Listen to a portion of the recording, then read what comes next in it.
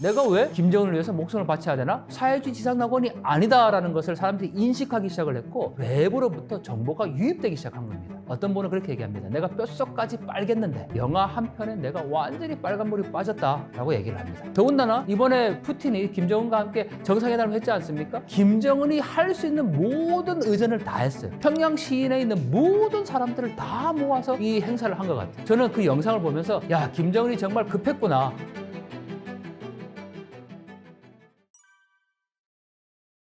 네, 안녕하세요. 동아대학교 강동환 교수입니다. 많은 분들이 야, 정말 북한하고 통일하기 어렵겠다. 통일되면 우리가 세금 다 내야 되고 뭐 심지어는 북한에 거짓대 내려오는 것 아니냐 이렇게도 말씀하세요. 이렇게 열악한 상황 가운데 또 하나 가장 중요한 게 있어요. 바로 장마당입니다. 우리가 흔히 북한에 일당 독재, 조선노동당만 있다고 생각을 하는데 최근에 당이 하나 더 생겼다고 맨날 농담하죠. 그게 바로 장마당이에요. 장마당 당원이다 이렇게 얘기하는 탈북민들도 계세요. 이 장마당이라는 거는 북한 주민들이 살아가는 생존의 유일한 돌파구 장소입니다. 만약에 장마당이 없었다면 북한 주민들이 지금 생존조차 하기 어렵다고 봅니다. 이 장마당 본격적으로 언제부터 등장했냐면요. 우리가 좀 거슬러 올라가서 1990년대 중반부터 북한이 소위 고난의 행군이라는 것을 겪습니다. 북한이 3년 동안 가장 심각한 자연재해가 겪게 되고 식량난을 겪으면서 많게는 300만까지 아사하게 됩니다. 우리는 그걸 반드시 기억하고 있어야 되거든요. 그때 당시가 한국은 IMF가 이제 왔을 때 정도였고 그 비슷한 시기쯤에 고난 행군을 겪게 되면서 아사하게 되는 거죠. 왜 사람들이 300만에 많게는 300만의 사람들이 아사했을까? 그때까지만 하더라도 북한은 배급제였어요. 당이 우리를 먹여 살린다라는 생각이 기본적으로 사람들이 갖고 있었던 거예요. 그러니까 자고 일어나면 아버지가 돌아가시고 자고 일어나면 자식이 죽어가고 있고 먹을 게 없어서 그럼에도 사람들이 뭔가를 움직여서 내가 뭔가를 해야 되겠다라고 생각을 못한 거예요. 당이 나를 살려주는 것이고 내가 배급을 받아서 생활했기 때문에 어떻게 할 수가 없었어요. 그런 사건을 겪고 나서 북한 주민들이 깨달았어요. 아, 이제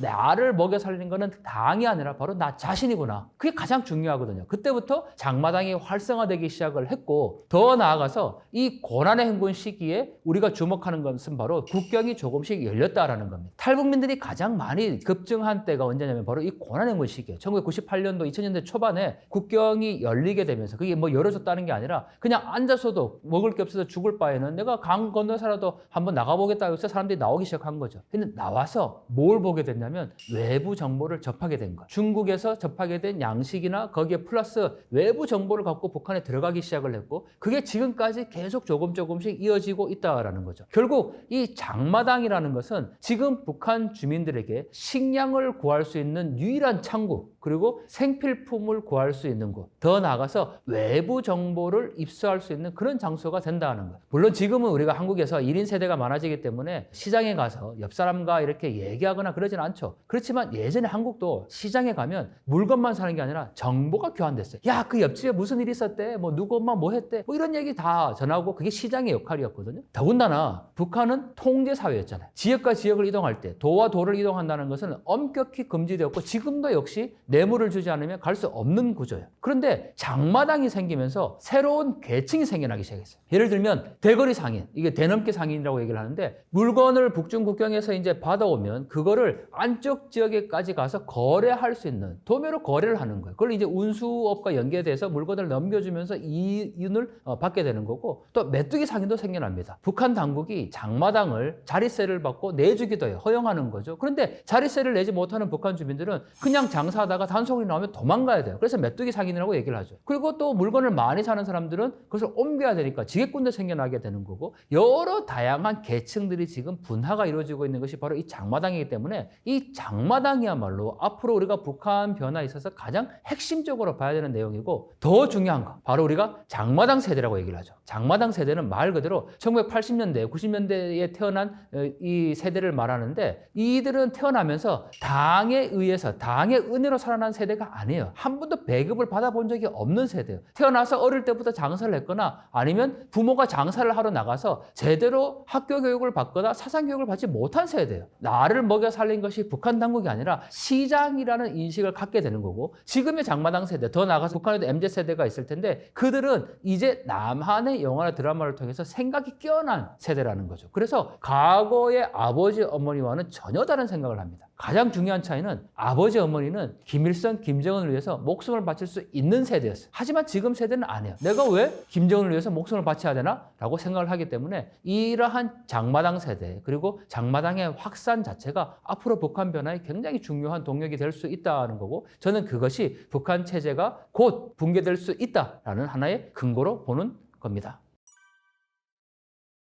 북한 체제가 유지될 수 있는 가장 근간은 바로 사상 통제입니다. 여러분들 누군가가 나의 사상을 통제하고 있고 또 나의 이 자유 자체를 제약한다 그러면 굉장히 사실 부자연스러운 거죠. 그런데 북한 당국은 그걸 지금 하고 있어요. 만약에 이 북한 당국의 사상 통제가 위에서부터 아래까지 그대로 흘러간다면 그러니까 김정은의 명령한 것이 제일 하부 말단까지 다 잘 이어간다면 그 체제는 잘 돌아가겠죠. 톱니바퀴처럼 계속 돌아갈 것이고 북한 체제는 뭐 4대 5대까지 갈 수 있을 것 같습니다. 하지만 저는 이 4대까지는 가서는 일단 안 된다라는 저의 가치적인 생각인 거고 또 하나는 이 4대까지 갈 수 없는 이유가 저는 분명히 있다고 생각합니다. 그게 바로 사상 통제가 안 된다는 거예요. 지금의 장마당 세대는 명확하게 이 김정은에 대해서 통제를 따르려고 하지를 않아요. 그게 가장 중요한 것은 개인의 취향과 개인의 자유를 알았다라는 거예요. 물론 북한 주민들이 장마당 세대가 이게 자유야, 이게 인권이야 이렇게까지는 얘기하기가 어렵겠죠. 하지만 자기가 하고 싶은 일을 하는 거, 자기가 가고 싶은 것을 가는 거, 자기가 먹고 싶은 것을 먹고자 하는 그 욕구가 생겼다라는 게 저는 자유라고 생각합니다. 또 가장 여기서 중요한 거는 바로 남한에서 유입된 정보입니다. 여러분들 지금 우리가 유튜브를 보고 있지만 유튜브 이전 시대와 이후 시대를 한번 생각해 보세요. 세상은 완전히 달라졌잖아요. 미디어를 독점했던 시기가 있었어요. 소위 말하는 공영방송에서 일부 언론사,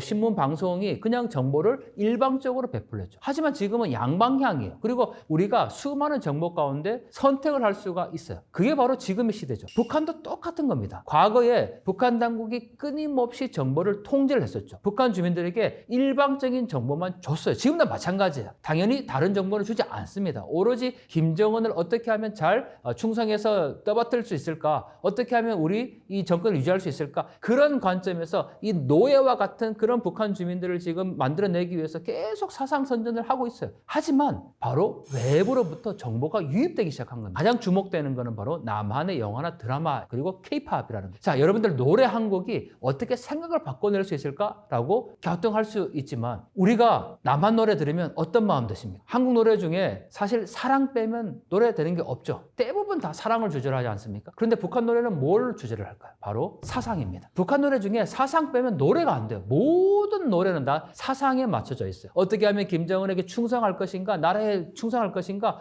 한 목숨 바쳐서 총폭탄 정신으로 싸우자 이런 내용이에요. 그리고 곡조도 얼마나 빠릅니까? 이 군가풍의 그런 노래를 맨날 들었어요. 지겨운 거죠. 그런데 어느 날 남한 노래를 탁 들었는데 사람이 살아가는 얘기를 하고 있어요. 사랑 얘기를 해요.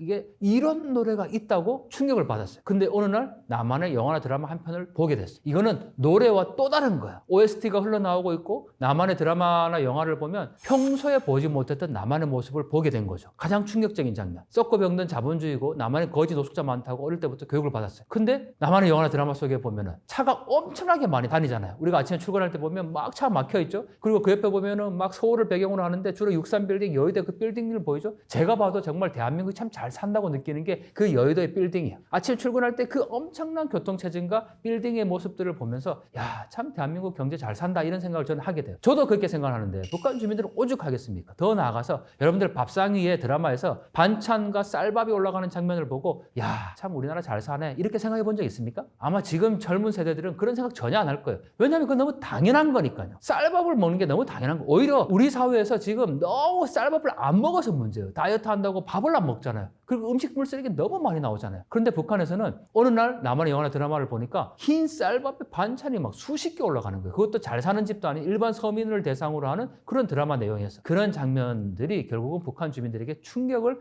줬다는 거고 그게 어디까지 이어지게 되냐면 나도 저런 나라에 가서 한번 살아봤으면 좋겠다. 우리가 이렇게 다 못 사는 게 김정은 때문이다. 지도부를 욕하게 된다는 거예요. 물론 그러한 어떤 불만이 저항색으로 이어져서 시위까지 나오면 좋겠지만 아직 아직까지 그 단계는 아니에요. 그래서 많은 분들이 야 북한 주민들은 왜 저항하지 않냐, 시위하지 않냐, 그렇게 어렵게 살면서 독재 체제 아래 살면서 왜 저항하지 않냐라고 얘기를 하지만 저항하지 않는 게 아니고 저항하고 있지만 그게 외부로 안 보이는 거죠. 드러나지 않은 거예요. 지금 이 순간도 저항하고 있다고 봐도 저는 무방할 것 같아요. 단지 그게 막 큰 시위로 대규모 시위로 확산되지 않았을 뿐입니다. 어떤 분은 그렇게 얘기합니다. 내가 뼛속까지 빨겠는데 그 공산당이었다는 거죠. 그렇지만 영화 한 편에 내가 완전히 빨간물이 빠졌다라고 얘기를 합니다. 물론 영화 한 편을 봤다고 해서 그 즉시 탈북을 하는 것은 또 아닙니다. 이게 여러 가지 정보가 합쳐지게 되는데 우리는 그걸 학증 효과라고 얘기를 하거든요. 그러니까 내가 노래 한 곡을 들었어요. 이게 뭐지? 라고 했는데 영화 한 편을 봤어요.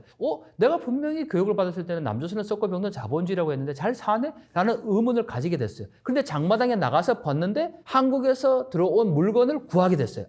이게 맞구나. 내가 본 것이 거짓이 아니구라고 확증하게 되는 거예요. 그런 것이 이제 결합됐을 때 탈북까지 또 이어질 수 있게 되는 거니까 우리가 어떤 방식으로든 남한의 영화나 드라마 또 노래 이런 것들이 북한 주민들이 많이 볼 수 있도록 투입하는 것이 북한 체제 변화를 앞당길 수 있는 굉장히 중요한 촉진제라고 생각을 합니다.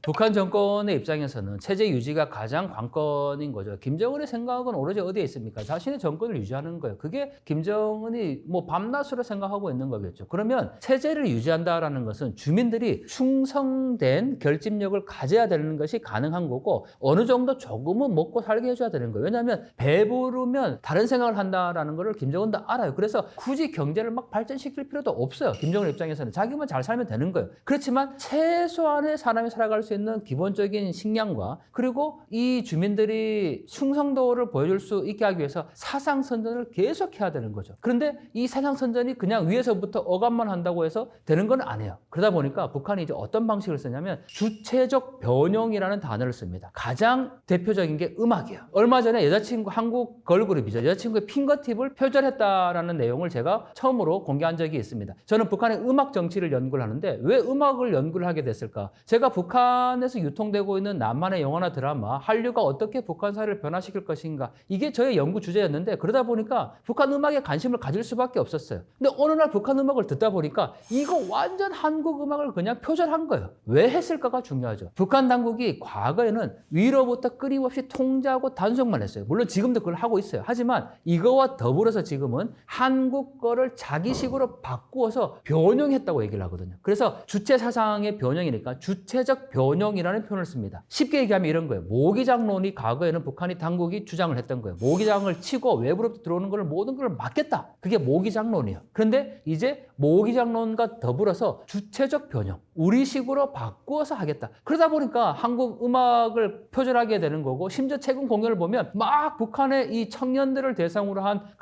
가수들의 공연에서 랩 버전의 공연을 합니다. 그리고 떼창도 해요. 한국의 임영웅이 불렀던 그 노래와 아주 비슷하다라고 공개한 적이 있었는데 누가 들어도 이거 굉장히 비슷하다. 북한이 이런 방식대로 공연의 형태라든지 공연의 무대 매너라든지 심지어는 정홍란이라는 가수가 있는데 한국의 이선희가 아름다운 강산을 부를 때를 마치 연상시키는 그런 무대를 선보여요. 그렇게 주체적 변형을 한다라는 것은 그만큼 북한 당국도 이제 이 청년들의 사상을 다잡는 것이 오로지 통제만 가지고 안 된다는 것을 잘 알고 있다라는 거고 그러한 변형을 통해서 지금 이 충성도와 결속력을 높이려고 하고 있죠. 하지만 여기에서 우리가 놓쳐서는 안 되는 거 하나 있습니다. 바로 통제가 더 과거보다는 세졌다는 거. 그 대표적인 사례가 바로 반동사상문화 배격법입니다. 저는 이 법이 있다는 것 자체가 김정은이 2020년에 이 반동사상문화 배격법을 만들고 2021년에 청년교양보장법, 2022년에 평양문화보호법 이 세 가지 법을 만들었다는 것 자체가 어떻게 보면 북한 당국이 장마당 세대의 변화에 굉장히 두려워하고 있구나라는 것을 알 수 있는 대목인데 반동사상문화 배격법 사실 너무 좀 잔인한 법입니다. 남한의 영상물을 보거나 유포하면 최고 사형까지 시킬 수 있다는 게 이 법의 핵심 내용입니다. 전 세계는 지금 이 K-팝과 한류에 열광하고 있지 않습니까? 대한민국 하면 이 K-팝 한류로 대변되는데 북한에서는 이 한류를 봤다는 이유로 사형을 취한다는 거 얼마나 시대에 역행하고 있는 겁니까? 반민족적이고 반역사적인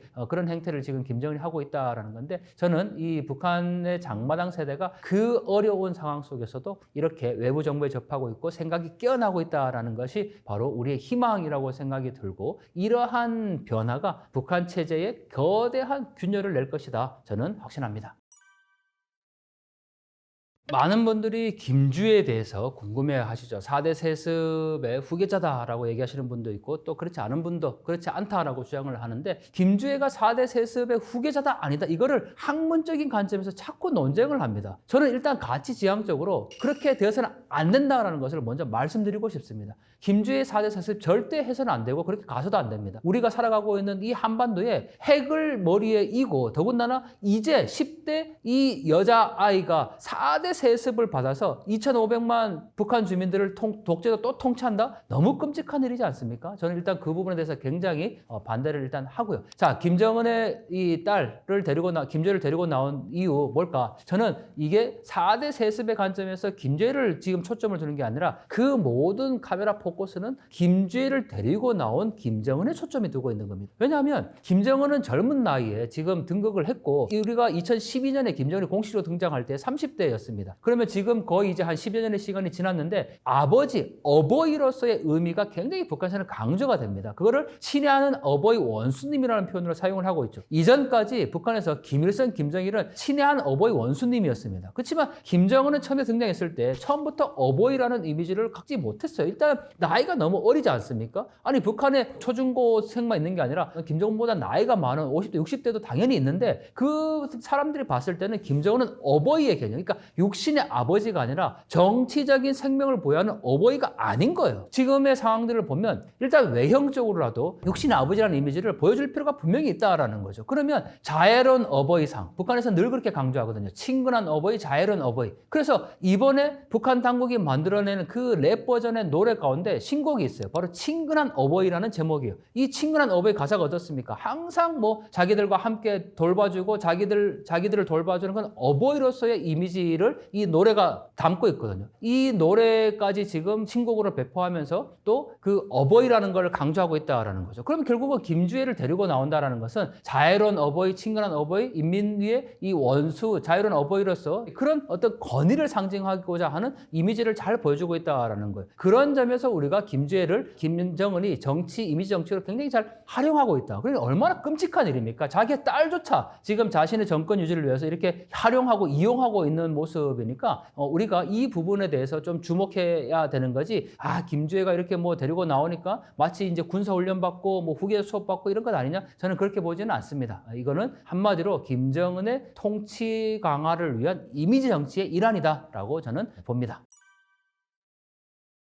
지금 이제 우리가 국제 정세를 보면 신냉전이라고 표현을 하죠. 북중러 삼각동맹 또 한미일 삼각동맹 이렇게 얘기를 하는데 이 북중러 삼각동맹이 약간 이제 삐그덕거리고 있습니다. 왜냐하면 이게 참 이상하지 않은 게요. 국제 정세라는 거 외교적인 문제는 결국은 자국의 이익을 위해서 언젠가는 적도 동맹이 될 수도 있는 거고 동맹이 적도 될 수도 있는 겁니다. 그게 국제 정치의 가장 기본적인 본질이라는 거죠. 북한과 중국은 혈맹 관계입니다. 깰 수 없는 관계예요. 근데 여기에 지금 누가 들어오냐면 러시아가 들어왔습니다. 북중러가 같이 가는 거. 미중 간의 패권 경쟁을 하는 앞서 있는 중국의 권위를 갖고 러시아와 북한이 함께 가는 거는 중국이 용납할 수 있겠지만 지금 중국을 약간 배제시키고 북러 간에 뭔가 밀착되는 관계를 중국은 결코 원치 않는 거예요. 더군다나 이번에 러시아 푸틴이 김정은과 함께 정상회담을 했지 않습니까? 김정은이 할 수 있는 모든 의전을 다 했어요. 저는 그 영상을 보면서 야, 김정은이 정말 급했구나. 푸틴도 역시 마찬가지지만 김정은이 이토록 지금 중국에까지 한 번도 하지 않았던 이러한 의전 행사, 평양 시인에 있는 모든 사람들을 다 모아서 이 행사를 한 것 같아요. 그리고 얼마나 김정은이 지금 각별했습니까? 공항의 계단까지 내려가서 올 때도 마중했고 갈 때도 마중했습니다. 그리고 그 김정은이 타야 되는 자동차 상석 자리까지 다 지금 내어줬어요. 그 정도로 각별했습니다. 그러니까 김정은이 지금 기댈 수 있는 것은 중국과 러시아인데 중국은 그야말로 그냥 혈맹 관계로 그 자리에 있으면 돼요. 왜냐하면 중국과 북한이 국경을 맞대고 있지 있지 않습니까? 저는 북한 체제가 붕괴될 수 있는 것 또는 북한 사회가 급격하게 지금 한반도의 변화가 될 수 있는 것 딱 중국이 하나만 해주면 돼요. 중국이 이것만 하면 지금 당장 북한 변화될 수 있어요. 뭐냐? 중국이 이렇게 발표하는 겁니다. 지금 이 순간부터 북한에서 넘어오는 압록강과 두만강을 건너오는 모든 북한 주민들을 우리는 북송하지 않을 것이며 본인이 원하는 방향에 따라 자기들이 원하는 곳에 어디든지 보내주겠다 라고 한마디만 하면 한반도 정세는 급격히 변화될 것이고 북한 체제는 저는 와야 된다고 봅니다. 중국이 안 하잖아요. 왜 안 합니까? 중국은 지금의 상황들을 변화시킬 의지가 없어요. 그냥 현상만 유지하면 되는 거예요. 굳이 이 한반도가 통일이 되어서 미국까지 여기에 들어오고 미국의 영향력이 개입되는 것을 원치 않는 거죠. 그래서 중국은 북한과 국경을 맞대고 있고 이 상태만 유지되면 되는 거예요. 그런데 지금 북한의 입장에서는 그게 아닌 거죠. 코로나 기간 중에는 얼마나 어려웠습니까? 지금 북한의 내분이 일어난다면 바로 경제 문제죠. 가장 중요한 건 경제예요. 그나마 중국과의 교역 때문에 북한이 살아갈 수 있었어요. 근근히 버틸 수 있었던 거죠. 하지만 코로나19 기간 중에 중국과 국경을 완전히 닫았지 않습니까? 가장 어려운 거는 북한 주민들의 경제 문제인 거죠. 이 문제를 해결하기 위해서는 결국은 중국으로부터 원조가 다시 들어오거나 무역을 재개하거나 해야 되는데 중국은 지금 그걸 할 마음이 없어요. 결국은 이걸 누구랑 지금 풀어야 되냐면 러시아와 풀어야 되는 거죠. 근데 러시아도 급해요. 우크라이나와 전쟁을 하고 있죠. 결국은 북한이 줄 수 있는 게 많아요. 뭘 줄 수 있을까요? 우크라이나 전쟁 중에 러시아가 가장 원하는 거는 제식 무기입니다. 그걸 줄 수 있는 건 북한밖에 없는 상황인 거죠. 그 북한은 그 무기를 주고 받아올 수 있는 게 너무 많죠. 정찰 위성 얼마 전에 실패했는데 그러한 기술적 부분도 받아올 수 있고 또 국경을 맞대고 있는 게 중국뿐만 아니라 러시아하고도 맞대고 있어요. 러시아 핫산과 북한의 두만강구가 서로 맞닿고 있는 거죠. 두만강 철교가 놓여져 있어요. 그 두만강 철교에 지금 육로까지 개통이 되면 차량이 오갈 수 있다라는 거잖아요. 그걸 이번에 지금 정상회담의 의제로 다루었거든요. 결국은 그러한 것들을 통해서 북한이 해외 노동자를 수출할 수 있다라는 거죠. 해외 노동자 파견은 북한의 입장에서는 굉장히 중요한 외화 수입의 중요한 원천입니다. 근데 지금 대북 제재 때문에 못하고 있잖아요. 중국도 심지어는 북한의 해외 노동자를 안 받으려고 해요. 근데 지금 러시아가 그걸 하겠다라는 거잖아요. 그러니 북한은 지금 완전히 살 길을 찾은 거예요. 그런 상황에서 중국과는 당연히 관계가 소원해질 수밖에 없는 상황이고 북한과 러시아가 밀착되고 있는 그 와중에 중국과 이 관계가 소원될 수밖에 없는 상황인 거죠. 북한 체제 앞으로 어떻게 될 것인가? 우리의 관심사이기도 하지만 가장 어려운 문제이기도 합니다. 북한 체제가 30년 전부터 붕괴될 것이다. 이런 얘기 너무 많이 들었다라고 많은 구독자님들께서 얘기하기도 하고 또 심심하면 우리가 잊혀질만 하면 김정은의 급변 사태 이런 얘기 많이 들었지 않습니까? 김일성, 김정일 맨날 죽었어요. 기사에. 근데 또 살아나잖아요. 며칠 지나면. 그런 기사가 심심하면 나옵니다. 그러다 보니까 지금처럼 제가 이렇게 김정은 체제가 곧 얼마 남지 않았다. 이렇게 얘기를 하면 야, 또 그 얘기냐? 그 얘기 김일성 때부터 들었다. 이런 댓글 많이 다세요. 구독자분들 많이 그렇게 생각하세요. 한데 그렇지만 중요한 게 있어요. 그때와 지금의 다른 것은 바로 정보입니다. 저와 여러분들이 스마트폰을 사용하기 이전과 이후를 생각하면 돼요. 세상은 완전히 달라졌잖아요. 지금 또 AI를 사용하고 있는 시대와 그렇지 않은 시대가 달라져요. 북한도 정보가 지금 들어간 그 시기와 그렇지 않은 시기는 완전히 다른 거죠. 왜 김정은 시대의 변화가 있을 수밖에 없느냐. 김일성, 김정일 때도 급변 사태가 난다고 얘기를 했고 죽었다고도 얘기를 했고 북한이 붕괴할 거다라고 얘기를 했지만 그때는 주민들의 힘이 없었어요. 정보가 없었습니다. 지금은 외부 정보를 경험한 주민들이 깨어나고 있고 거기에 장마당 세대들이 주축이 되고 있어요. 내가 살아가는 것이 결코 사회주의 지상낙원이 아니다라는 것을 사람들이 인식하기 시작을 했고 나도 저런 나라에 가서 한번 살아봤으면 좋겠다. 나도 저런 자유를 누리면 좋겠다. 이렇게 못 사는 게 다 김정은 때문이다라는 불만이 생겨나기 시작을 했다라는 게 가장 중요한 거고 더 나아가서 이러한 불만들이 이제 저항 문화로 생겨나기 시작했다는 겁니다. 저항 문화라는 것은 한국도 70년대 그런 경험들이 있어요. 머리 장발 단속했지 않습니까? 치마 길이 단속했죠. 청바지 입고 나가면 찢어버렸어요. 미니스커트 입고 나가면 찢어버렸어요. 저는 사실 그 세대가 아닙니다. 그러니 얼마나 사실 좀 감사한 일인지 몰라요. 제가 올해 딱 50인데 저는 배고픔을 모르고 자랐습니다. 보릿고개라는 단어조차도 몰랐어요. 우리 부모님들이 그렇게 배고마도 자식들에게는 먹는 문제를 해결해 줬거든요. 그런데 북한도 마찬가지죠. 과거 세대는 배골맞고 또 북한의 김일성, 김정일에서 목숨을 바칠 수 있다고 생각했지만 지금 세대는 그게 아니라는 거예요. 지금 세대는 정보를 접한 세대예요. 먹는 문제는 당연히 해결이 됐고 외부로부터 정보를 접했기 때문에 저항 문화가 생긴 거예요. 그러니까 지금 북한 내에서 사람들이 청바지를 입고 나가면 그 자리에서 찢어버리죠. 단속을 해요. 한국 70년대와 똑같은 모습이에요. 하지만 사람들이 어떻게 합니까? 그 다음날 또 입고 나가는 거예요. 여러분들 그게 상상이 되십니까? 북한은 무조건 그냥 잘못하면 어디 다 보내고 처형한다 이렇게 생각했지 않습니까? 그런데 지금 보위보원이나 보안원에게 저항을 해요. 아니 너가 뭔데 내 자릿세를 내 물건을 뺐냐? 저항을 하는 거죠. 북한 정부가 워낙 제약되어 있으니까 우리가 모르고 있지만 북한 주민들이 지금 저항하고 있지 않을까요? 시위가 일어나고 있지 않을까요? 단지 우리가 모른다는 것 뿐이지 않을까? 저는 생각이 듭니다. 지금 그런 점에서 과거와는 다른, 과거에도 무너졌는데 왜 안 무너졌냐? 이렇게 얘기할 게 아니라 정말 앞으로 이 북한의 변화가 곧 균열될 수 있다라는 것을 우리가 염두에 두고 지금을 준비해야 됩니다. 결코 이것은 허언이 아니라 변화되고 가고 있는, 특히나 김정은이 얼마나 급한지를 지금 잘 보고 있잖아요. 이렇게 지금 군사적인 도발을 하는 거 왜 합니까? 결국은 내부적으로 북한 당국이 취할 수 있는 이 조치라는 것은 내부적으로 결속을 시킬 때 가장 핵심적인 거는 외부의 적을 만드는 겁니다. 그거는